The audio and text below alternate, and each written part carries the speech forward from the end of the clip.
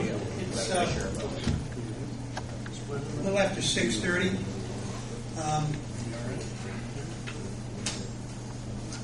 Let's call the meeting to order. This is the TIF meeting for August 26th. Ida, would you call the roll call, please?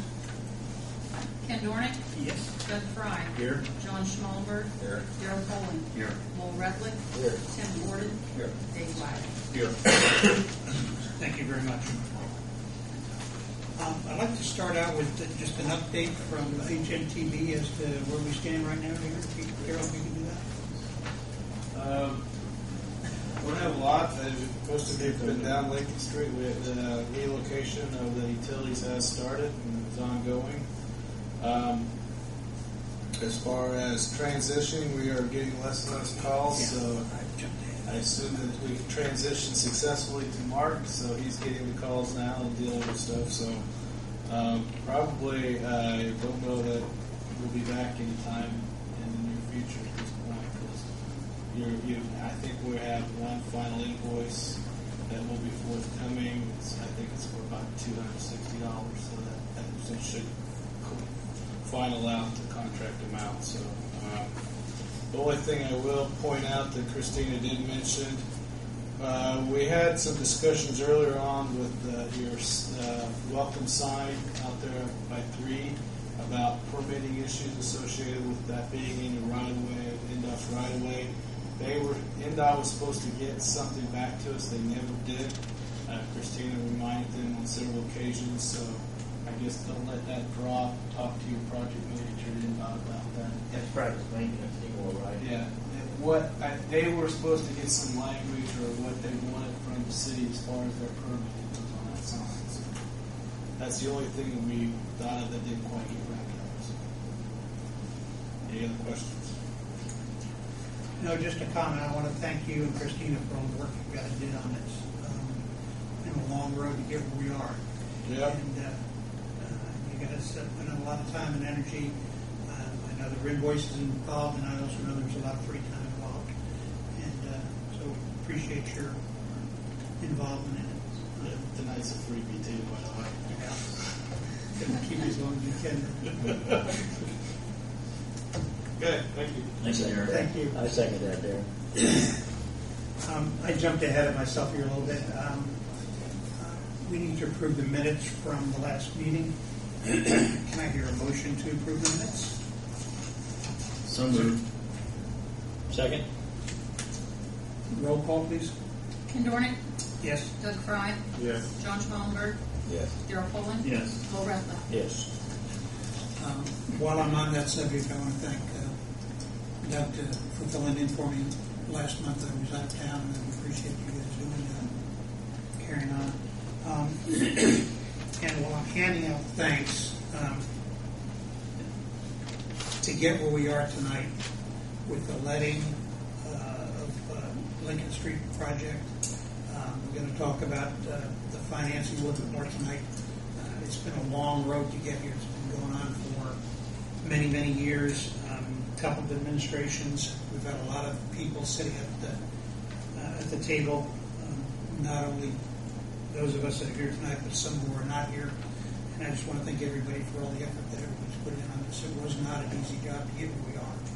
We're not finished yet, but I think there's an end in sight at this point. So I want to thank everybody.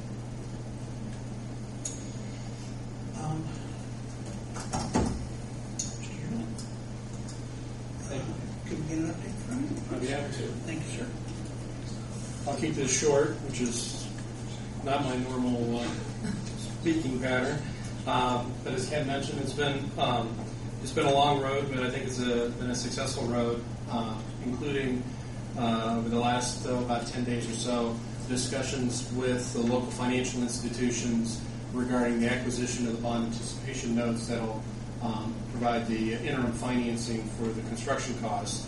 Just to give you a brief overview of the process, we contacted the local financial institutions to discuss where the project financing was going.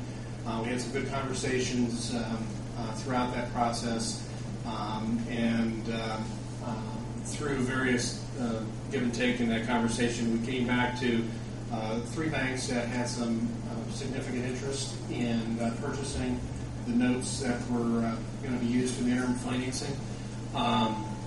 In the end, the best interest rate being offered was offered by the Indiana Bank and Trust Company and First Federal Savings, and they offered to buy the financing in 2 notes at 3.5%.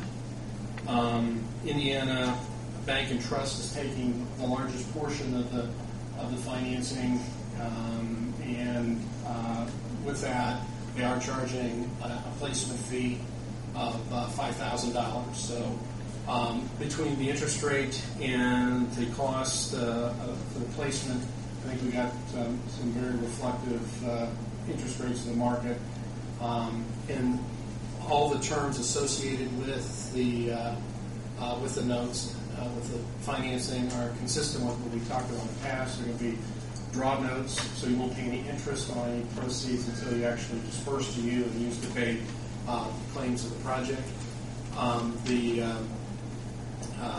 We're in a position to close those notes here on Friday, so we are very close to being done. I spoke with Mark a few minutes ago.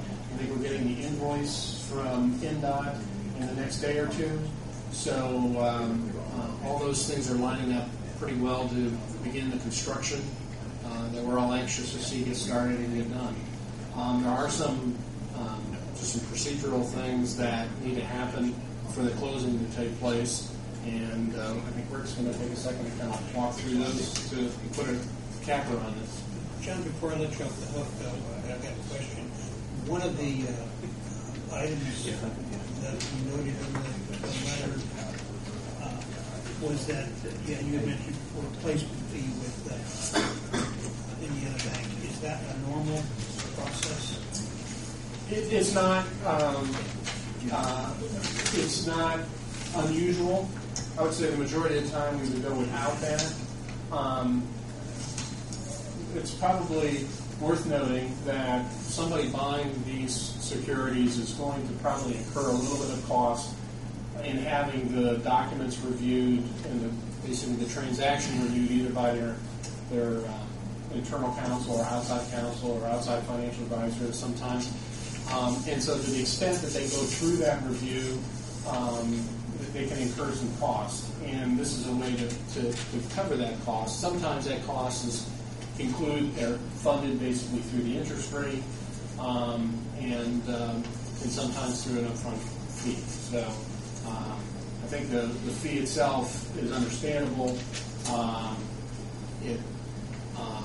In the process of negotiating the interest rate and the allocation of principal, there was a little bit of misunderstanding. We were presuming, based upon the conversation, that there wouldn't be that fee, and a couple hours after I thought we concluded, it kind of came up. We talked through it, and in the end, as I said, even including the placement fee in the transaction, what's most important is the redevelopment commission and redevelopment authority got a borrowing cost that's reflective of where the market is, and I feel comfortable telling you that that's what happened. Staying on that same topic for a second, in your letter you had mentioned that it wouldn't exceed the $5,000. There's a possibility it could come in under that, or it's at 5. it's at 5. Okay.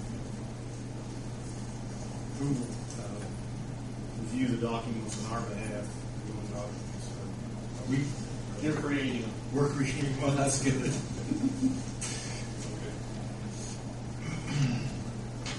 Thank you very much. Thank you. Again, thanks for your help on all of this. You're not off the hook yet. We're going to have to deal with it. Thanks. As John mentioned, there is just one procedural matter